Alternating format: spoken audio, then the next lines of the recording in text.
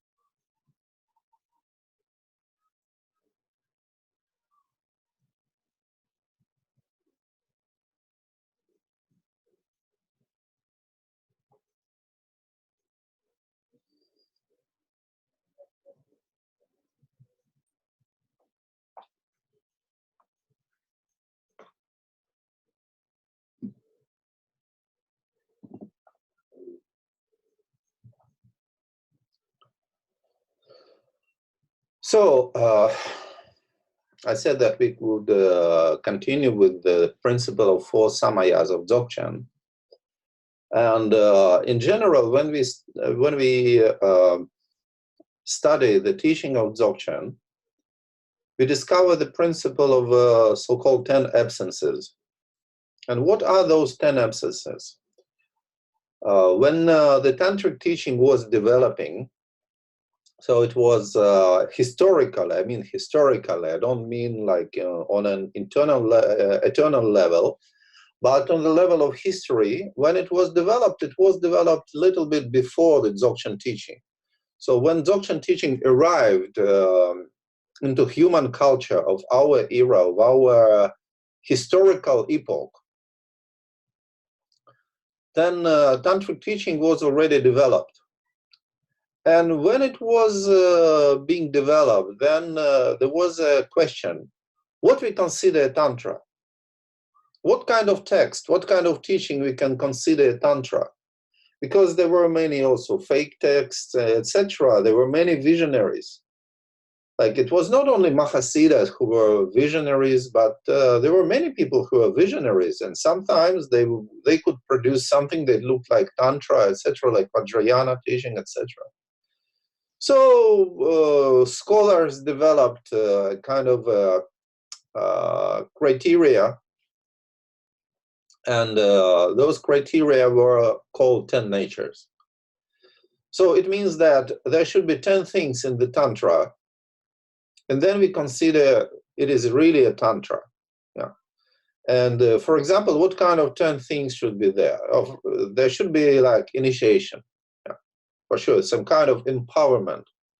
So the explanation of this empowerment is in the Tantra, and some empowerment is related to the Tantra. And then there is a mandala. Mandala means explanation of the pure vision, of the symbol of the pure vision, with all details, how it relates to our condition, etc. And another thing is like sadhana, could be a sadhana or something like this, or like levels of the path, etc. And samaya is one of the things. You know, when you go for tantric empowerment, for Vajrayana initiation, then you always receive some kind of a samaya, some commitment.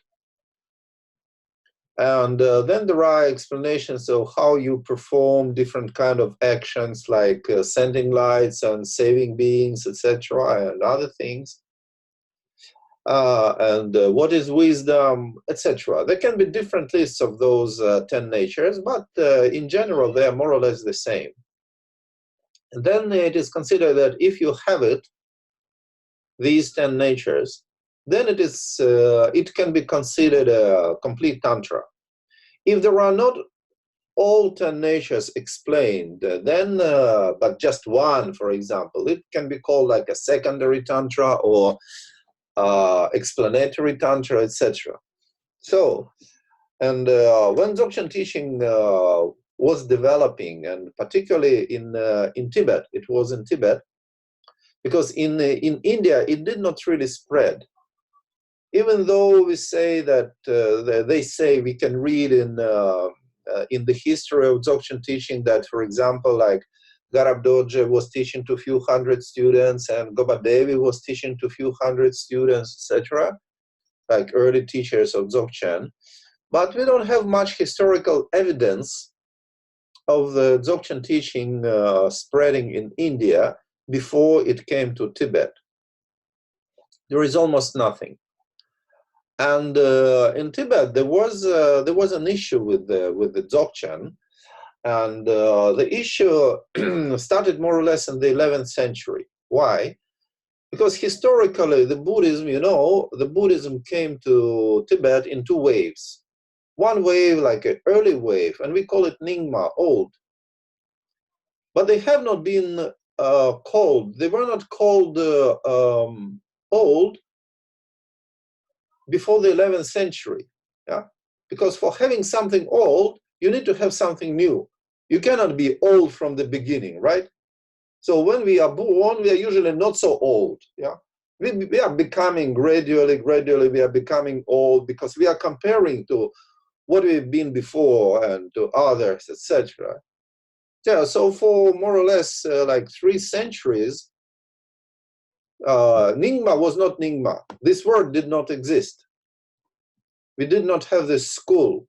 And actually, if you talk about schools, the school Nyingma was formed in 1956 in India, not even in Tibet, but in exile, as an entity, you know, as a school, as a kind of an institution. And before the 11th century, it was just Buddhism, it was just Dharma. Yeah. And but then there was a difficult time, you know, there were dark times. Well, some historical sources are saying that they were not really that dark, those times, but they were difficult for monasteries. But the practice continued. There were many practitioners in that time. And then the new wave came with the new translators. And then there was an issue, because all those new translators, they were bringing originals in Indian languages, like in Sanskrit or some like Bengali language, whatever. But for many old texts translated, for example, by Vairocana, by Kavapaltseg, and by others, by students of Guru Padmasambhava, by Nupchen Sangye Yeshe, etc., there were no originals. No, they did not survive. Yeah, it's easy to understand, because for the books to survive, you need some conditions for preserving them. And the books that you bring from India in the 8th century, they definitely cannot survive till the 11th century. That's not possible. They were not books on a paper. You know, they were books maybe on leaves or whatever. And so for maintaining books, you need to rewrite them. That's why we need a state. That's why we need institutions. That's why we need monasteries. Because otherwise, how can you organize that?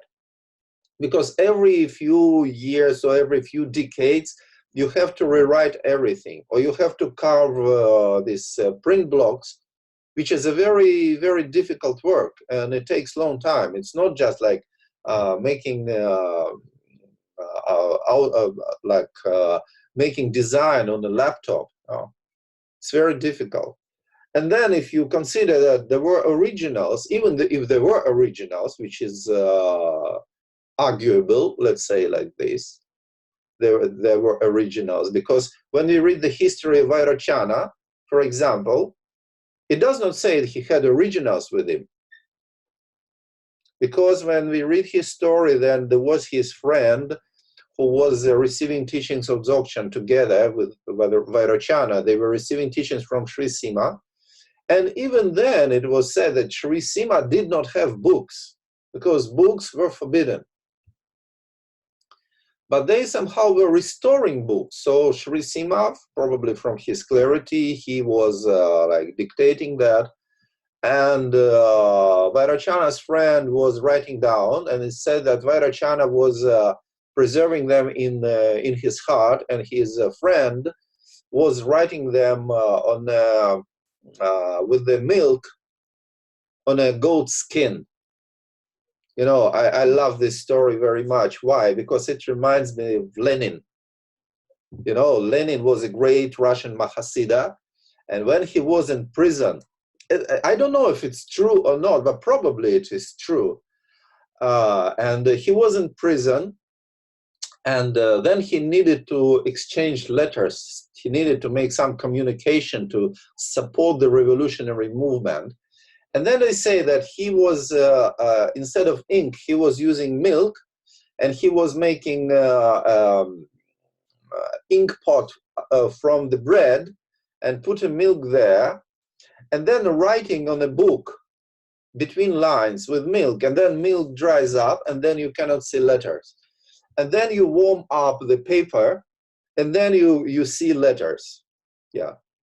So, and this was his communication with the other revolutionaries, etc. So, not Vairocana, but his friend was using Lenin's recipe, you know, because we say in Russia, we used to say that Lenin is eternally alive. So probably, even though historically Lenin was lived in 19th, 20th century, but I mean, out of history, he was like definitely an eternal figure, something beyond time, etc. So something like this. And for me, it's very funny always to read this story about a friend of Vairocana writing down with the goat milk like Lenin, you know. So, but even though he had all his writings on the goat skin, when he went to Tibet, he did not weigh too much. He said, you know, and this is the sentence that we can hear, we could hear many times in the Dzogchen community. He said, "Oh, I received enough teachings." Yeah, you know, and then he decided to go back to Tibet, but he went with all his books, and he fell into the precipice. So he didn't reach Tibet, and definitely his books did not reach Tibet. And then Vairocana did not have books. Oh, so he was preserving that in memory, etc. So there were no originals. And maybe you remember the history of Guru Padmasambhava. Guru Padmasambhava also, he did not have a hard drive with him, and he did not have a library.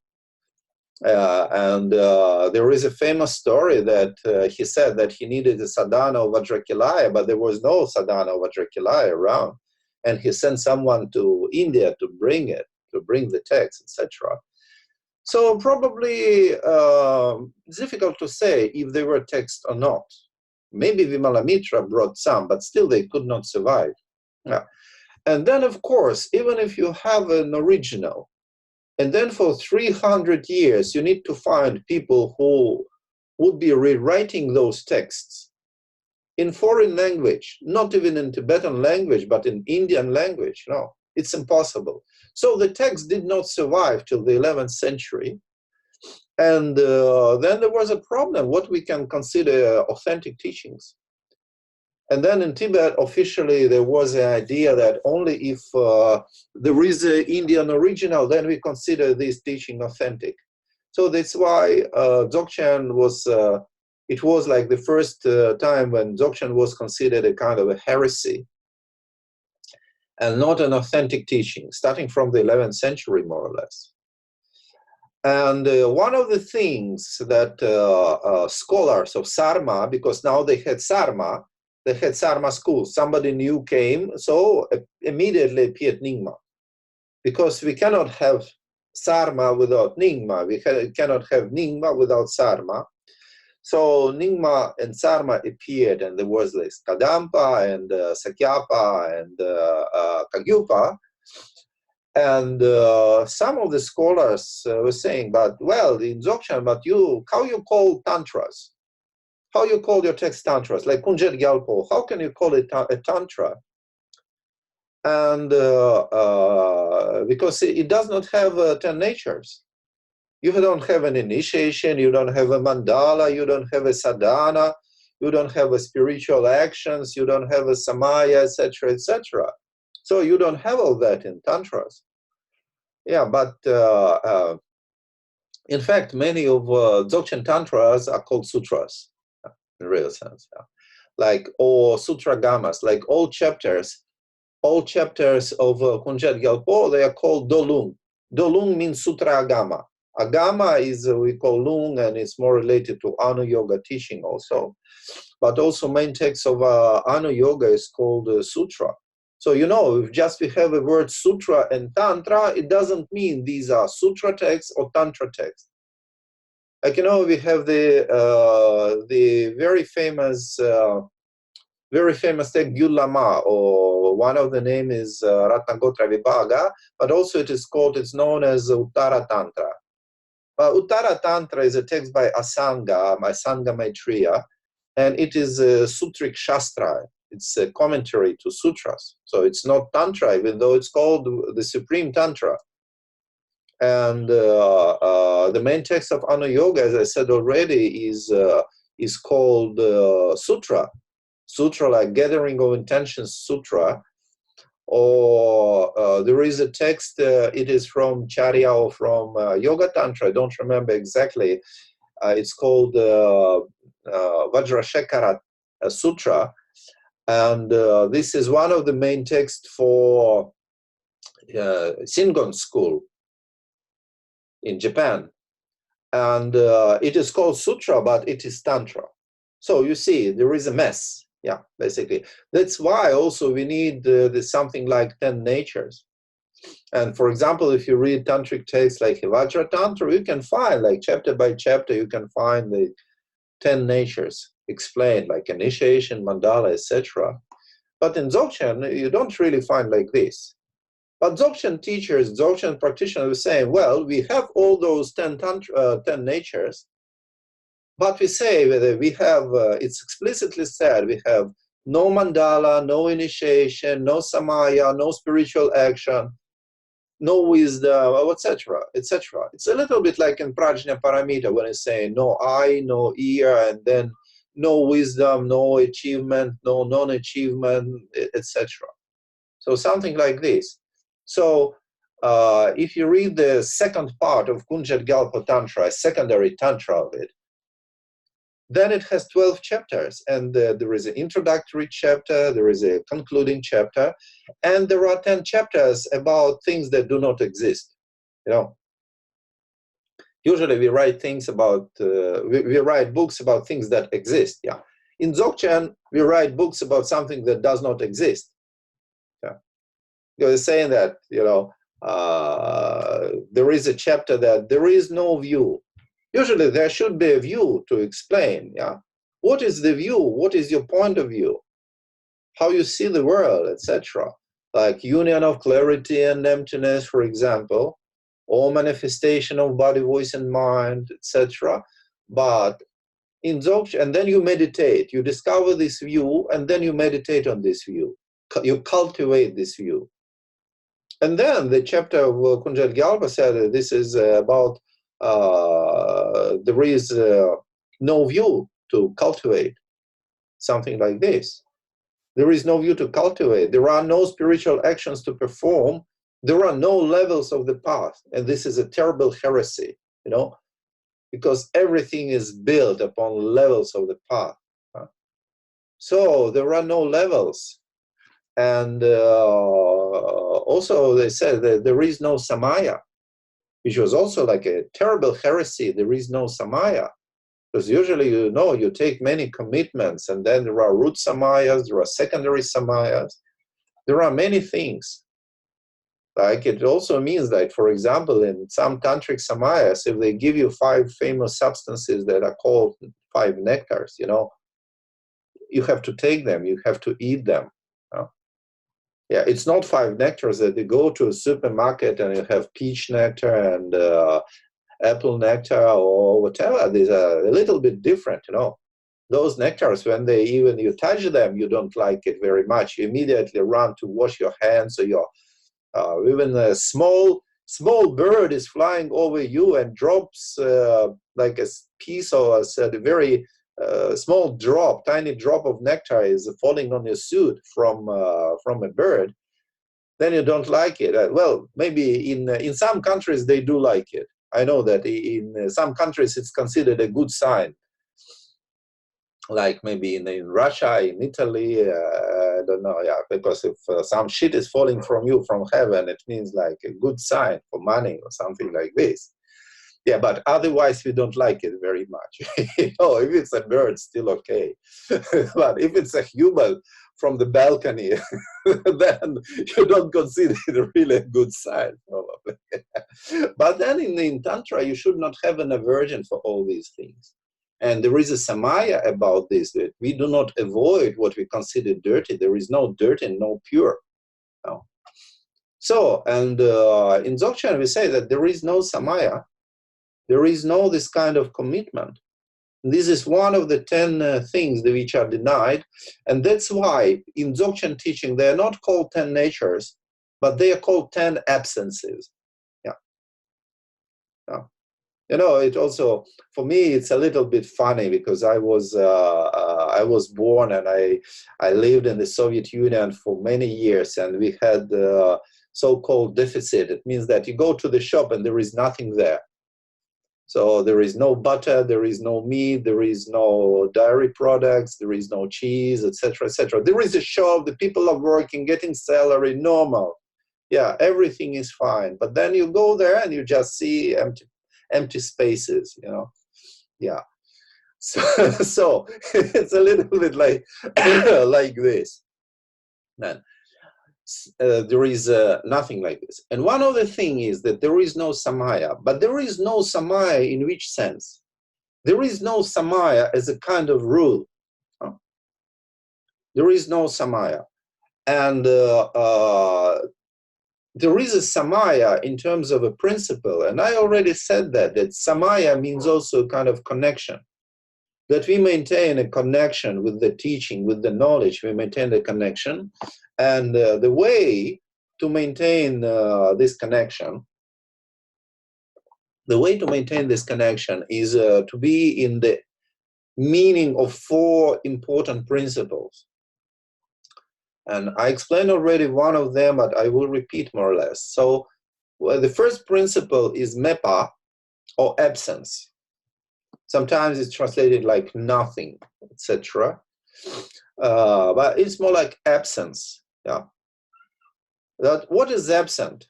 It means that there is nothing concrete. Yeah. There is nothing concrete. And if we, for example, we observe our mind and we are looking for a thought. There is a thought, and we look at it, and we try to discover where does it come from? Where does it abide? Where does it go? We don't find anything. We cannot find anything. So there is nothing concrete, but still the thoughts are appearing. And also it means that we have no support. We cannot say that things are like this and like that, and we understand it, and then we have to maintain like this, not like that. There is nothing like this. There is no support. It's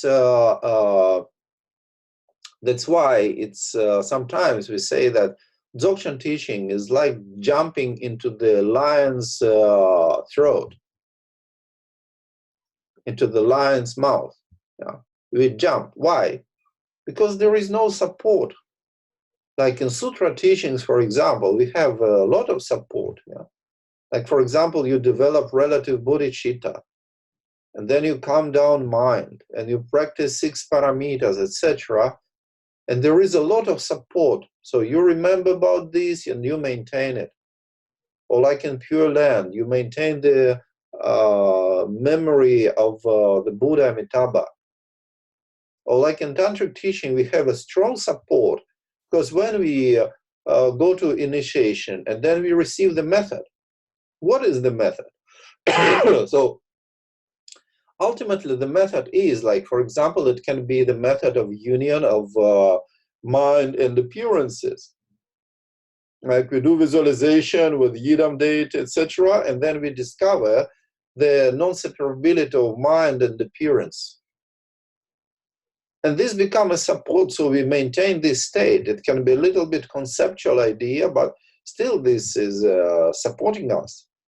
And this is to what we return. And if we have a little bit less capacities, then we just imagine a deity.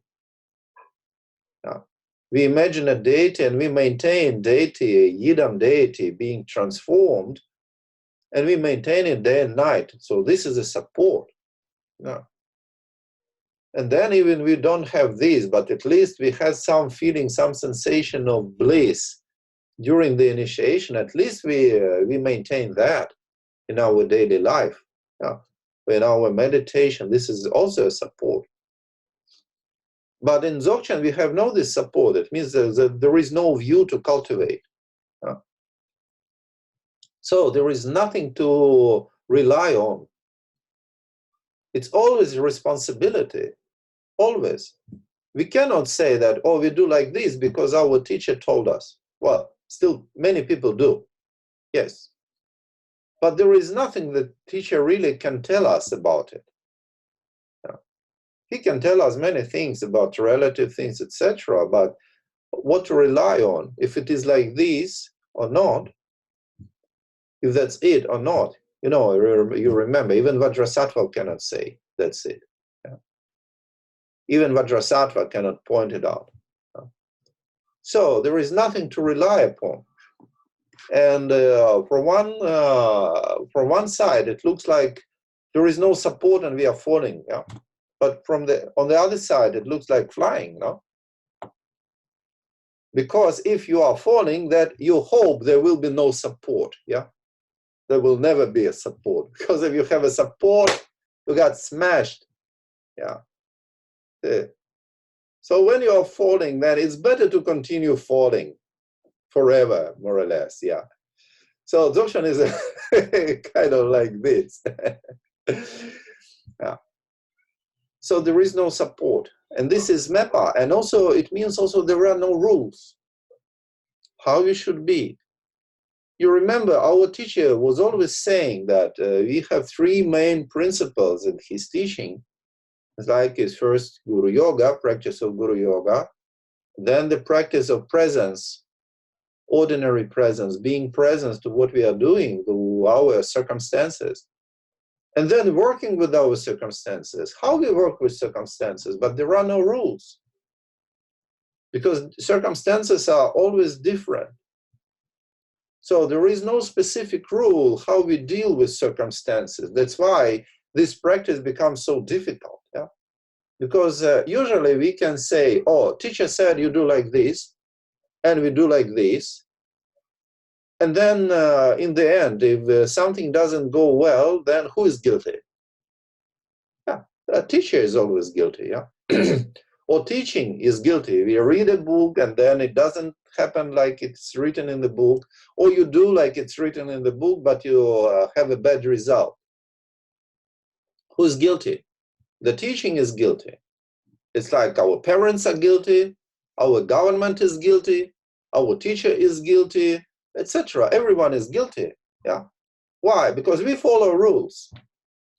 Following rules, some people say, oh, law is very important. But in 30s in Nazi Germany, it was legal to kill Jews. It was legal to put them into concentration camp. Totally legal.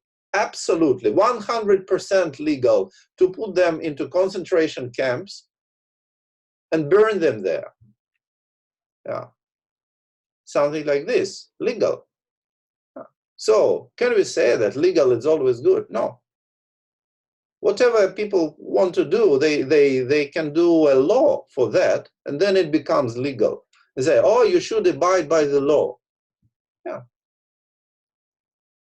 But in Dzogchen teaching, we don't rely on a law. We understand that there is a law, but we don't freak out about the law. We don't say, oh, law is something we cannot break. If you need to break, we break the law. Yeah. There is no problem with breaking the law. You understand that you can have consequences of breaking the law. So you don't break the law because you know the consequences of breaking the law, but not because the law is important. No. It's more like other people are considering the law is important. Like, for example, I don't really consider this quarantine very important. No. But I follow the quarantine. I don't break these rules because I know if I break, even I feel it's not important, by other people, they feel it is important. So for example, if I go to the elevator, then it opens on my floor and I see someone is already there, then I don't go in. I don't try to go in, I just wait for another occasion of elevator. But if I'm in the elevator and then somebody is opening the door and sees me there, I say, welcome. Sometimes they come in, sometimes they don't. You know, it's a kind of breaking the law, but also it's respecting other people and giving them freedom, etc. So it means like working with circumstances, not abiding by the rule. So in Dzogchen teaching, we don't have rules like this. It's based on knowledge. It's not based on rules. So MEPA is also something like this. Then we have so-called Chalpa. Chalpa is like all-pervading, everywhere, omnipresent. So there is a good translation for it called omnipresence. Yeah. Omnipresence means we maintain presence in everything. Yeah. It doesn't mean the omnipresent God, you know, but it means our omnipresence. We are present in everything. So we maintain also what is called ordinary presence, because this is a kind of a gate into instant presence. So it is very important. And it means that all circumstances are good for practice. That we maintain presence in all circumstances, everywhere. And this is the principle of Chalpa, of omnipresence. And then we have a principle of Chikpo, or unique state. It means it's always the same. Of course, we work with circumstances, and on a relative level, we perform different actions of body, of voice, and mind. But in general, in the essence, it's all the same. It's the same principle always, the principle of instant presence. It doesn't change, whether it's a good circumstances or bad circumstances, whether it's calm state or movement, then the principle is the same, the unique state. It's a very important principle, unique state. You know, in Dzogchen teaching, we say that we go from mind to nature of mind. Mind does not have a unique state. No. Mind is always changing. And what is mind doing? What is like one of the main functions of mind? Why do we need mind in general? We need mind to survive, basically. And for surviving, mind needs to compare. Compare what is now and what was before, for example. So mind is always jumping between different things, comparing those things. And mind projects everything. Mind creates everything. And mind creates an image of ourselves. And mind creates the image of how it can be, or how it should be, or how it was, etc. And always comparing. And when mind is comparing, we are never satisfied. Because like we are comparing with how it was when we were young. And of course, in many aspects when we were young, many things were much, much better. Yeah. But also when we were young, many things were worse. Yeah. And we are always comparing with other people, with how it should be, etc., etc. And what is the result of this comparison? The result of this comparison is suffering. So we are always suffering. And also it's a hard work comparing. It's discovered, the scientists, they discovered that one of the most demanding operations of mind is switching attention from one thing to another. And for comparing, we always switch from one thing to another, one thing to another. That's why shopping can be so exhausting. Yeah. So there are two kinds of shopping. One kind of shopping is that you know what you want to buy. And you go and you see it and you buy it and you are happy. Yeah. And then there is another kind of shopping, then when you go for shopping and you don't have a clear idea. And then you need to compare and you choose this one or this one. Or no, maybe this one. No, but look at this one. And particularly if you go with a friend, it can become even more complicated. So then if you go for shopping, where you do, you buy one thing like in this way, another thing, after 3 things, you feel dead. Yeah. So it is a very exhausting thing. Another thing is, you like, you buy, and you go, then you're happy. Then shopping is nice. Then shopping is a fun, It is a good leisure. It's relaxing. But then for many people, shopping is like a hard work. Why? Because you need to compare. And for comparing, you switch your mind, your attention, and then you have to keep in mind the first one, and then you turn to the second one.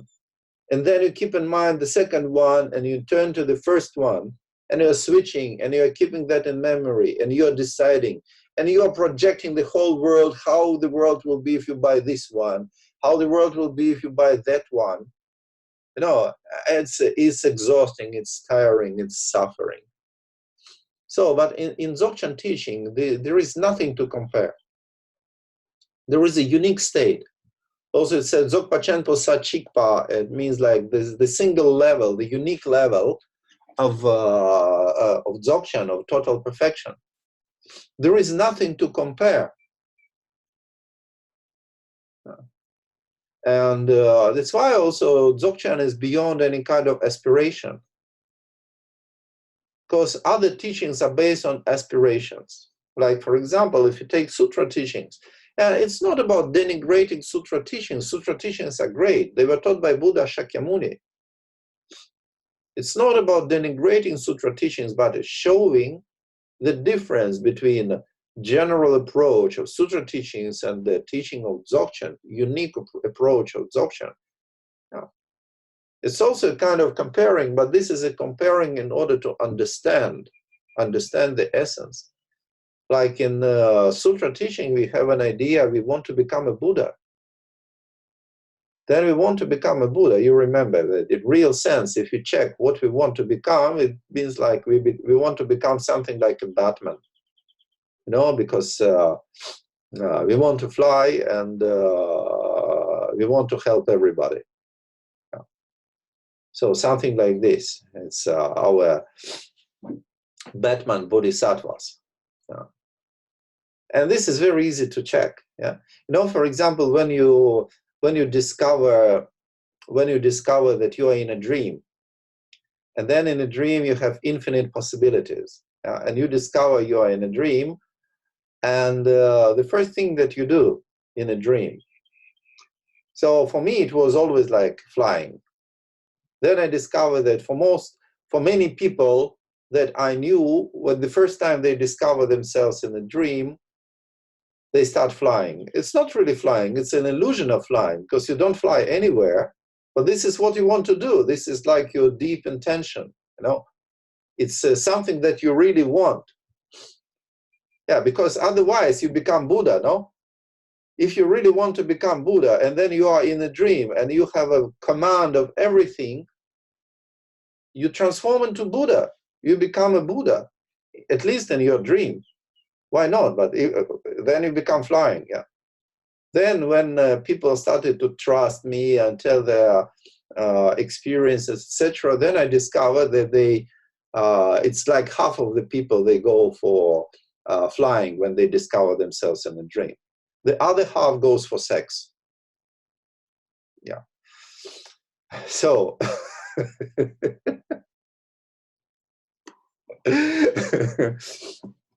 but it's very rare that somebody goes for becoming a Buddha. Yeah. So it's like can be Batman or sex. Yeah. I know a joke. It's not a very nice joke, but okay, we are all here. We know each other more or less, so I can tell this joke. And it's a joke about Batman Bodhisattva. Yeah.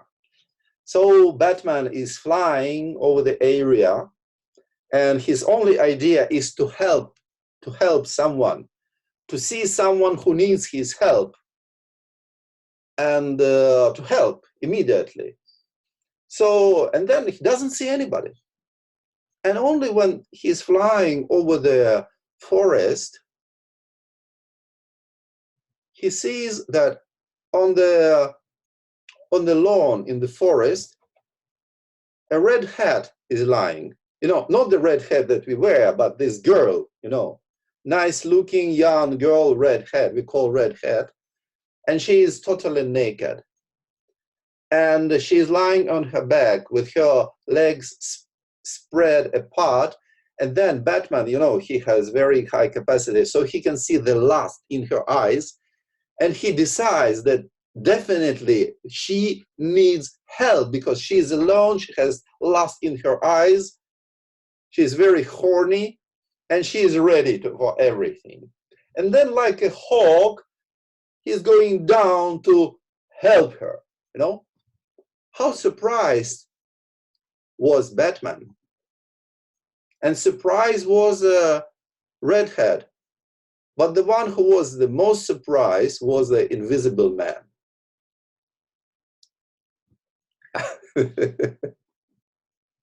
So this is a story about Batman Bodhisattva. And we have an idea that we want to become something else. So something like this.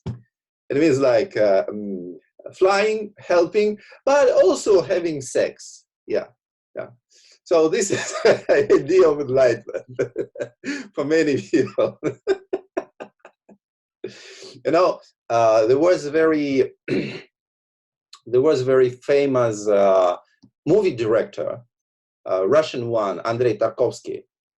So probably all of you, more or less, most of you know. And one of his movies was called Stalker.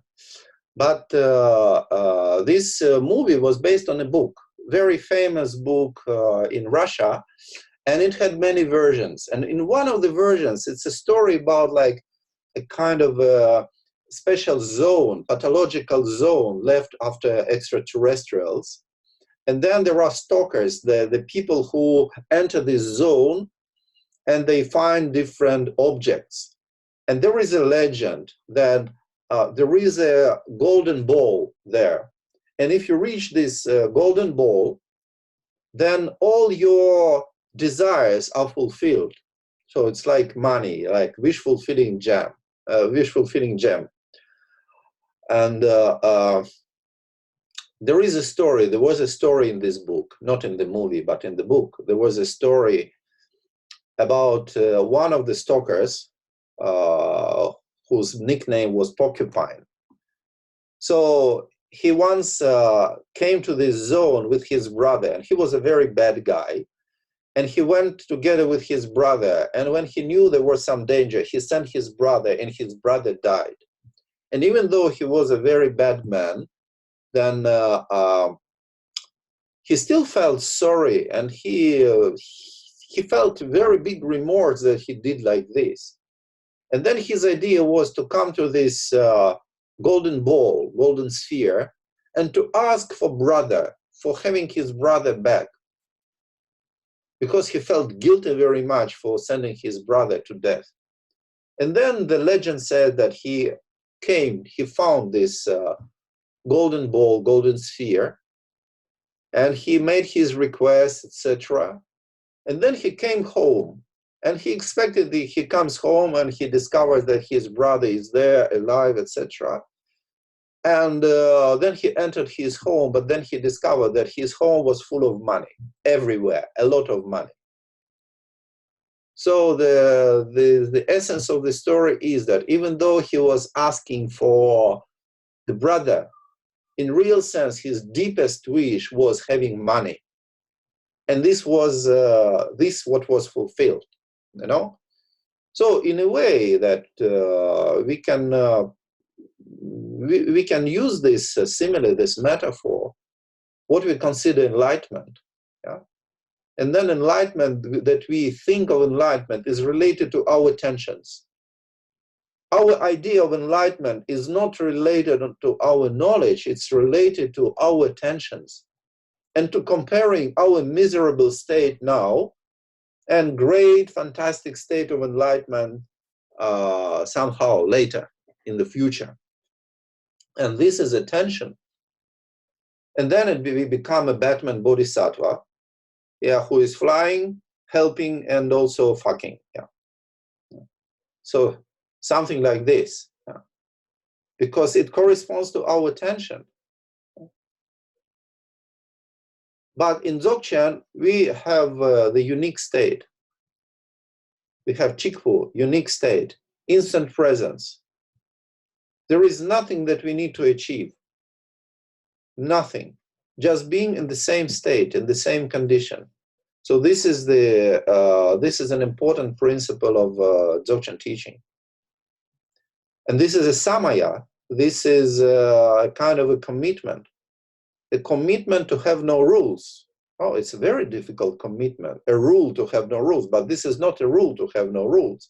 It means you can follow rules, but also you can break rules, because rules are of secondary importance. Yeah. But we work with circumstances. And then in all situations, we work with circumstances. And then there is only unique state. It means that we don't want to be something else. We don't want to be something that we are not already. A unique state. And this is a commitment. It's a very difficult commitment, you know, because we always want to be someone else. We always want to be something else. You know, there is another joke of trying to be someone else. I love this joke, really. So it's about, now it's Easter time is over, more or less, so we have nice religious jokes. And the joke is about Jesus Christ, but I think you probably also know who was Tiger Woods, or who is Tiger Woods, you know. Big, strong golf player, black one, very wealthy, and also had a lot of troubles with women. Yeah. When they discovered he had women, then he started to have troubles. Before, he did not have troubles, before they discovered. So, but this is like, he's a very famous, it was like most wealthy athlete in the world for many years. And of course, the golf tournaments are webcasted to heaven, yeah, broadcasted to heaven. They have a special channel.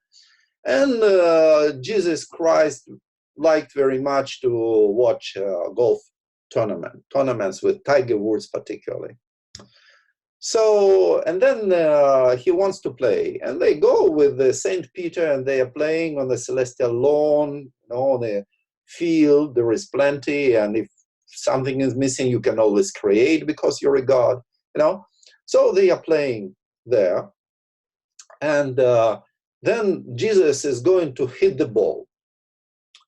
And then he says, well, I'm thinking which iron I use for hitting the ball, and maybe I will use number 9, because I think that Tiger Woods would have used number 9. And then St. Peter's, he is more like moderate, say, well, listen, I think it's not that far, the distance that you need to cover. Maybe you take smaller number, like number 7, smaller iron. No, I'm sure that Tiger Woods would have used number 9 here. No, well, that's Tiger Woods, but you are not Tiger Woods. So, yeah, I would just suggest you to use number 7. No, I'm absolutely definite, sure, 100% that Tiger Woods would use number 9. Okay, you are God, you know better. What can I say? So Jesus hits the ball with the iron number 9, and of course it's too big, and the ball goes too far and falls onto a celestial island on the middle of Celestial Lake. And then Jesus Christ is saying, God damn, and then he needs to bring the ball. And so he goes and he walks on water. And while he is walking on water to pick up the ball from the island, some celestial inhabitants, let's say like this, some saints are passing by, and then they see someone is walking on water, and then there is a Saint Peter that they know very well, and they ask him, well, what does this guy think he is? Jesus Christ? Oh no, come on, he thinks he's Tiger Woods. Yeah.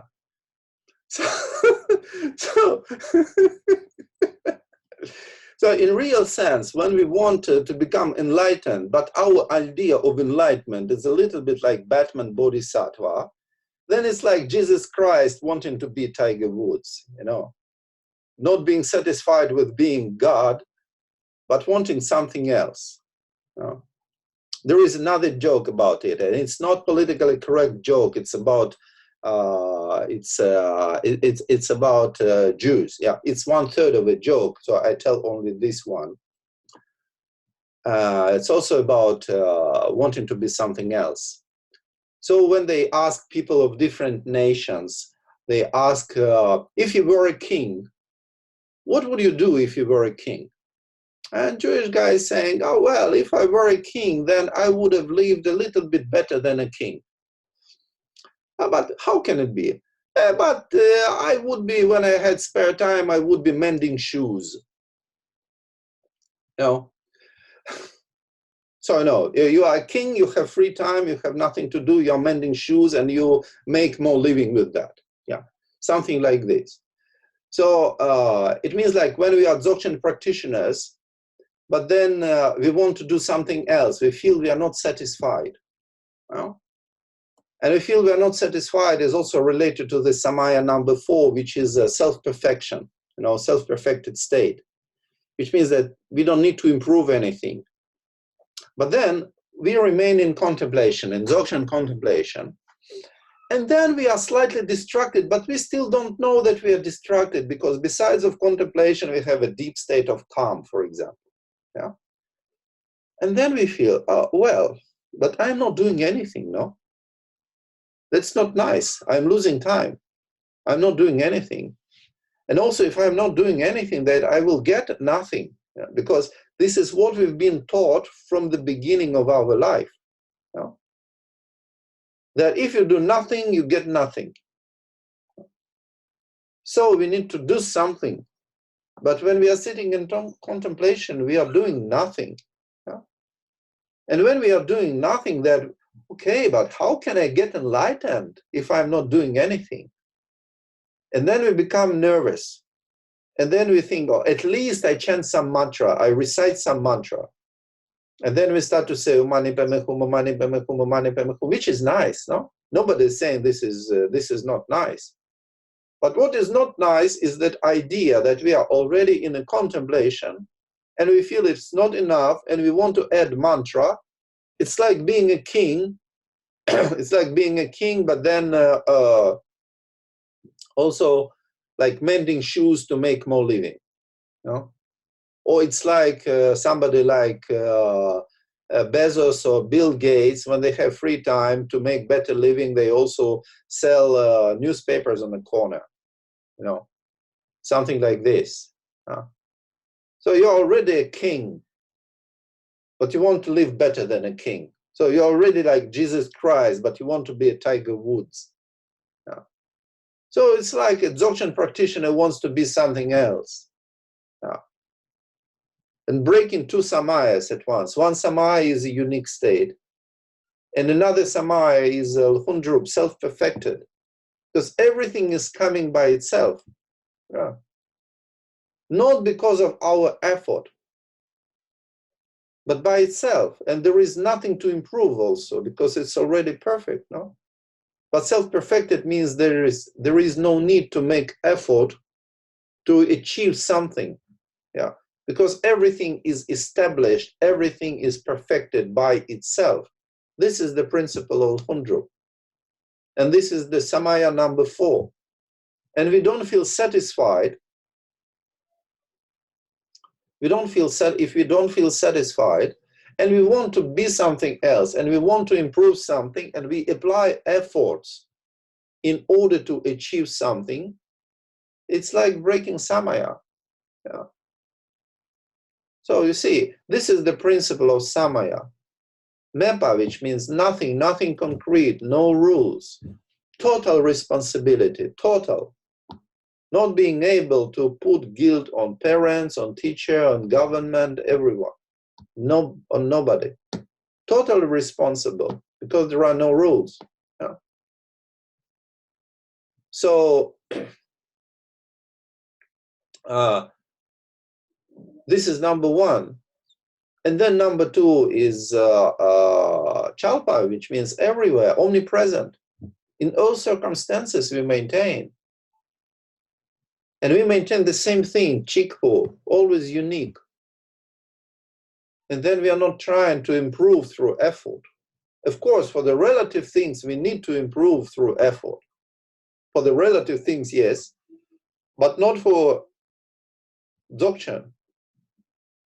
Because Dzogchen is our real condition, is our, what we call, natural state of bodhicitta. We cannot make it still more natural. You know, if it's already natural, then we cannot make it still more natural. Yeah. So this is the principle of Dzogchen teaching.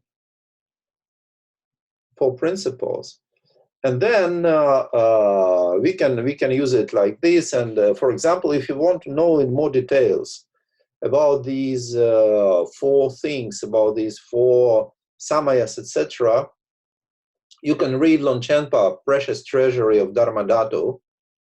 It's exactly about these 4 things. So there is a big volume translated by Richard Barron, and there is another big volume of auto commentary of Longchenpa, also translated by Richard Barron. Not bad, good translations. Yeah.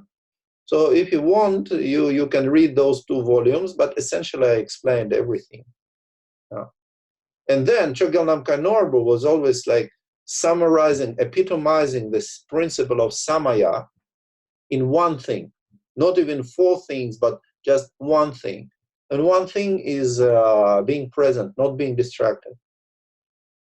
I remember that in '98, there was a retreat. There was not yet Kunsangar then, but there was a retreat outside of Moscow. And somebody asked Rinpoche, what is the Samaya of Dzogchen? And he says, the Samaya of Dzogchen is not to be distracted. And it doesn't mean that if you get distracted, it does not mean that you broke your Samaya. Yeah, of course. Otherwise, that wouldn't be possible, no? Because we are always getting distracted, yeah? I said that, but if you get distracted and you discover that you're distracted, you have to return, like you restore your presence. But if you decide that you want to continue in your distraction and you become you neglect the practice and you continue with your distraction, then it means breaking Samaya. Yeah. So something like this. So it means that if you get distracted, that's okay. It's like when we are a child, we fall down and then we get up. So it's like the same.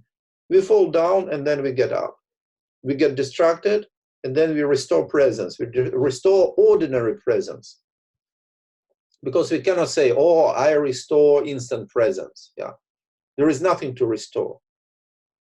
In a way, it is never lost. But we restore ordinary presence, and then maybe we do Guru Yoga, or maybe we just discover our circumstances. Like in 4 Chojaks, we can discover our circumstances. And 4 Chojaks is a way to continue with the presence. Yeah. Chojak means that leave everything as it is. Yeah. So not changing. And of course, there is just a unique principle of leaving everything as it is, but we explain it in four in four aspects. Yeah. And aspect number one is related to the body, and it is called like a Chojak of a mountain. It means that every position is fine. You know? So sometimes we feel, oh, maybe my position is not good for practicing Dzogchen, then we change. Rinpoche is giving an example then. For example, you sit in the toilet, and then you can, this is a perfect position for practicing. Yeah. And he's saying that if you did like Kriya Tantra, something like this, it's impossible. I remember I was once hosting a Tibetan monk. Well, he was American living in Italy, but he was a Tibetan monk. It was in '92, and he was a student of Lama Sopa Rinpoche, and he was one of the tutors of this young reincarnation. You know? And so he was staying in my apartment, and when he needed to go to the toilet, he would leave his rosary, his mala, he would leave outside. He wouldn't take his mala into the toilet. I didn't think my toilet was that dirty in general. It was not. It was not like a perfectly clean. It's not like in an Austrian hotel or something like this. It was, you know, but it was not terribly dirty. Say that I could easily bring my body into the toilet, and also he could bring his body, but he could not bring his rosary. So, like chanting mantra with the rosary, with mala, it was not possible for him, because he was mainly practicing Kriya Tantra thing, like Tara or Avalokiteshvara, etc. But in Dzogchen, we have no problem doing practice sitting on the toilet. And we can sit like this, it's okay, yeah, if you like, sitting like this. Or we can sit like this. Or we can sit, we take a book, and we sit like this if we have a lot of things to do and to think about. No, but it's fine. Then you discover, oh, I'm sitting in the toilet, no? I'm sitting in this position. I don't need to immediately make Vairochana position there, no, it's fine. This position is fine. This is like a mountain. Mountain can be like a person sitting on a toilet. Why not? You know, when you go to the mountains, then you have mountains and cliffs of all different shapes. And then say, oh, it looks like a head. Or it looks like a bear. Like in Crimea, there are many famous mountains, and one is called the Bear Mountain because it's like a bear drinking from the sea. And then there is a mountain, kind of a rock, which is called the Catherine's Head. And the Catherine is empress, Catherine the Great, Russian empress. And then you look at this, and maybe you see someone's head. Maybe it's Catherine's, but who knows? Maybe it's not Catherine's, maybe it's some Elizabeth's or whatever, however. Yeah. And then if you go to some other places, you can see like a dragon mountain, etc. Like when I was near Montpellier, there was a very strange mountain, a very strange shape. You also can recognize something there. But mountain is a mountain, no? It's okay. So probably there can be a mountain that looks like a, you know, this Rodin's thing, yeah, but on a toilet, yeah. Something like this, yeah. Can be like this, why not? So we are sitting like this, or we are sitting like that, or even we are walking. There can be walking mountains as well, why not? No. It means we don't change, we discover our state, and this state is a state of contemplation. Whatever our physical activity is at this moment, our state is the state of contemplation. When we are present, then this ordinary presence becomes like a gate, a window and we discover instant presence in whatever we are, and then we don't need to change anything. We leave it like that. We don't need a better position. And then the second principle, the second Chojak is Chojak of of the mountain, of ocean. Yeah. And this Chojak of ocean is about our senses. It's about also about our energy, like senses. Then it means how our senses are, it's okay. Whatever, whichever way we are looking, whichever way we are listening, it's okay. It means like we leave our energy as it is. Also, it can be related to our breathing. So we don't try to change, like we feel something and with our energy or with our senses, and whatever it is, we don't feel there is something wrong. Maybe we are breathing hard, maybe we are moving our eyes here and there, but that's fine. We discover this is our state, and then it becomes the state of contemplation. And then we have Rigpa Chojak. Rigpa means not only instant present, but also mind. And of course, Chogyal Namkha Norbu is saying that this is like the main Chojak. In a way, because Rigpa is about everything. But Rigpa is also mind. So it's like your state of mind. Sometimes we feel, oh, my state of mind is not good for practice. First, I need to calm down. No, but if you already discovered this is your state, and your state is agitated like a hurricane, doesn't matter. You discover your state. This is your state.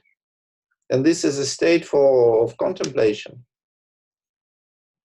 Even you feel disturbed, like you feel a depression, or you feel anger, or you feel you're very sleepy and maybe stupid, not very bright today. Yeah. So, in general, we say this state is not good for practicing, no? We need to change it. But in Dzogchen, we don't change. We leave it as it is. We leave our state as it is. Our mental state is okay. Yeah. Whether it's calm state of movement is okay. We leave as it is. We just recognize this is our state. Then it becomes a way to continue in contemplation. Sometimes, for example, when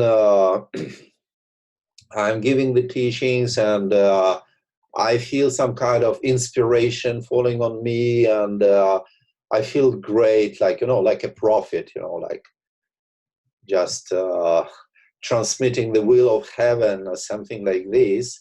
And it's a very good feeling, really. It's a very good feeling. And I know this makes a very strong impact on my listeners as well when I have it. And then sometimes I'm teaching and I don't feel that. And I'm not saying, first my idea is like, oh, Father, why have you forgotten me or abandoned me? Something like this, like Jesus Christ on the cross. Yeah, something like this. And then I feel, but what can I do to have it happen? No, there is no way to make it happen. Yeah? I cannot say, oh, Father, please don't go back. Yeah, bring that cup, bring. Yeah. But I still feel I want to change something because I don't have this spontaneous flow, etc. This inspiration, this, say, charisma, etc. But then I discover, well, this is my state, no? This is my state, and it is fine, yeah. My state, and then I maybe cannot find words that I say or whatever. I don't feel this flow, etc. And then it's fine. Whether it's coming or not, this like stream of blessing, etc. This stream of inspiration, heavenly river, something like this. Whether it's coming or not, it's fine. Yeah, but we can see our mental state, and maybe we say, oh, maybe this is a not good mental state, etc. But it's always good. Samantabhadra means always good. But the point is that we recognize. So and for recognition, we need presence. We need ordinary presence, again. And then another thing that we leave as it is our vision. Yeah. So our vision is like, for example, you are sitting and you are doing some practice and you have a nice idea. Oh, I have some free time. I want to do a practice. But then you have a neighbor with this drill. Because neighbor also has free time on Sunday or Saturday. Yeah. And the neighbor wants to do something important, not those just stupid, useless things like meditating and doing nothing, you know. Because neighbor is a normal human being, yeah. So the neighbor takes his drill and starts to make a hole in the wall for some reason, you know. And then you are trying to meditate, you're trying to find some peace of mind, you know. You find a piece of shit, yeah, instead of that, yeah, instead of peace of mind. Yeah. So, and I feel, what can I do with this? I change an apartment, I kill the neighbor, I delay my practice, I plug my ears. If you plug ears, doesn't matter because it's so you become like a Beethoven who was listening to the music with the stick, you know. Beethoven was deaf, but then he would put a stick to the deck of piano, put another end of the stick to his teeth, and then listening to the music, you know. So you don't even need a stick when there is this drill working, something like this. Yeah, there is some other noise, etc. And you feel this is not a good environment for meditating. But this is perfect, no? This is your state. We don't need to change anything. We just discover this. We discover this condition. And then we leave it as it is. Maybe we cannot do some practice, some secondary practice. It's very difficult to do. We need to struggle. Yeah? Like, for example, if if you need to do some analytical meditation, yeah? If you want to do some analytical meditation, it's very difficult when you have a lot of noise. But if you want to be in contemplation, then why not? Noise is not a problem. Yeah? So you just leave everything as it is, and this is the way to continue. Yeah? Okay. So this is also related to the principle of samaya, of Dzogchen, the principle of not being distracted. But then important is, we say we are not distracted, but from what we are not distracted? It means that we need to discover, for example, we need, certainly we need to discover our real condition. And how is it possible? There are many ways that we can do some practice and we can discover something about this. Like, for example, we can also calm down our minds a little bit, not because we need contemplation. The calm state is necessary for contemplation, but because we are usually always distracted. And we need sometimes to calm down to develop presence, ordinary presence. Yeah. A kind of calm state, but doesn't mean calm state without thoughts. It means calm state when you have thoughts, but these thoughts are not disturbing. And not disturbing means that you don't feel to follow them and you don't feel to fight them. Just notice they are coming and going, just being a part of your state. And in this way, you can easily develop presence. This is a good thing. And how we can do this? For example, we notice a thought. And then we look sharply into this thought. Like Chogyal Namkha Norbu was saying, look sharply into the face of this thought. It doesn't mean that a thought has a face or other parts, you know. Usually we look at the area of the thought. Yeah, why? Because we discover that we just thought about this and we discover a thought. It's like a train that left the station, you know, and we are late. Yeah? But we look into the face of the thought. So as soon as we notice the thought, we look sharply into that. And then what happens to the thought? The thought disappears. and we remain in the state of calm or emptiness state. But then another thought appears. And then again, we look sharply into that thought, into the face of the thought. And then it disappears. And when it disappears, it's important that we relax. So because usually when we concentrate and then we remain concentrated like this, yeah, and we cannot maintain like this for a long time, we get tired and exhausted. So it means we concentrate, the thought disappeared, and we relax. Then another thought, we concentrate, it disappears, and we relax together with the thought. So we do like this. It's like a shuttle movement, concentrating, relaxating, concentrating, relaxing, concentrating, relaxing. Yeah. A kind of a shuttle movement. This is a very important principle that we have in many Dzogchen practices.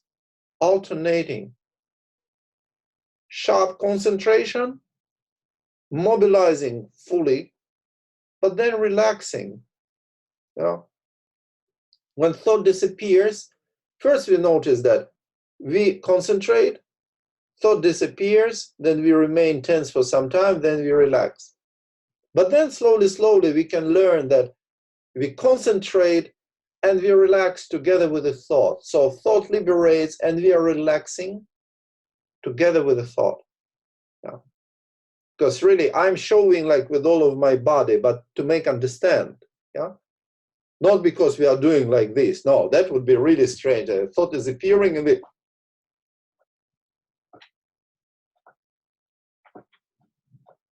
no, not like this.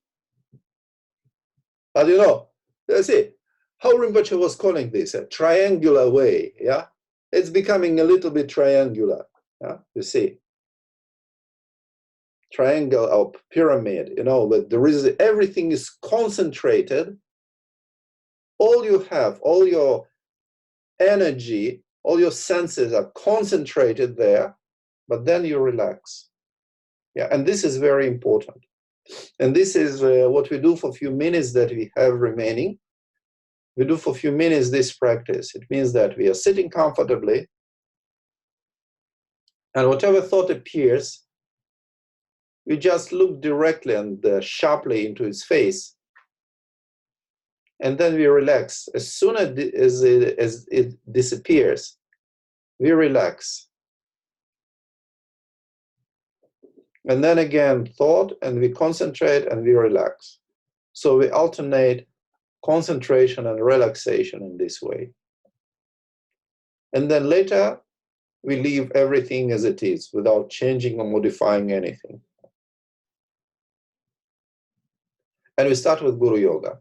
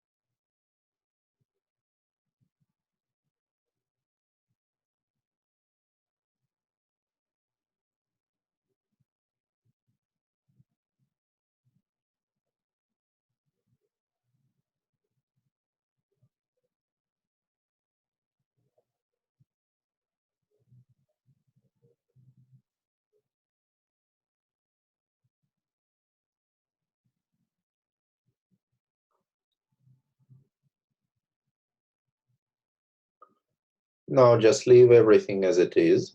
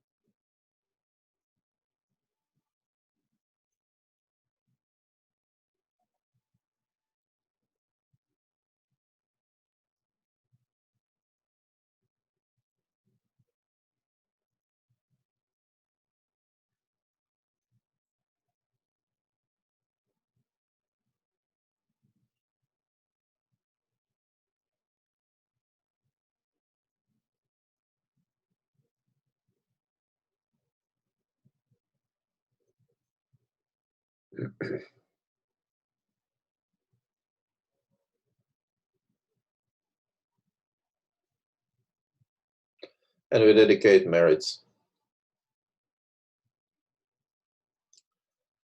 Om Dare Dare Bendare Swaha Jaya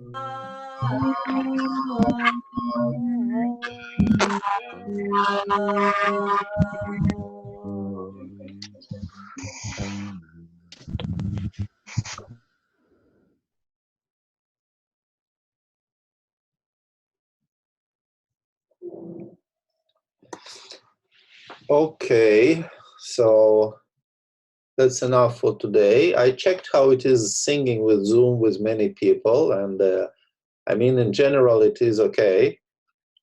In the essence, it is okay, but on the relative level, it's not so convenient. Let's put it like this, because I'm thinking of doing some collective practices, maybe, but we will see how it will go. Okay, so I wish all of you good day or good evening or good night or good spring, good autumn or whatever is good. And so this is the session number 4. We scheduled 5 meetings, and we'll see you next Saturday. And there are recordings. And I will ask Tali to send the link for the playlist to the mailing list that we have for this retreat. Okay, I turn on sound for you, so you have sound now. Bye-bye. Спасибо, Игорь. Спасибо. Everyone, stay healthy. Thank you. Спасибо, Игорь. Удачи. Игорь, спасибо большое. Everybody, take care. Bye, everybody. Bye-bye.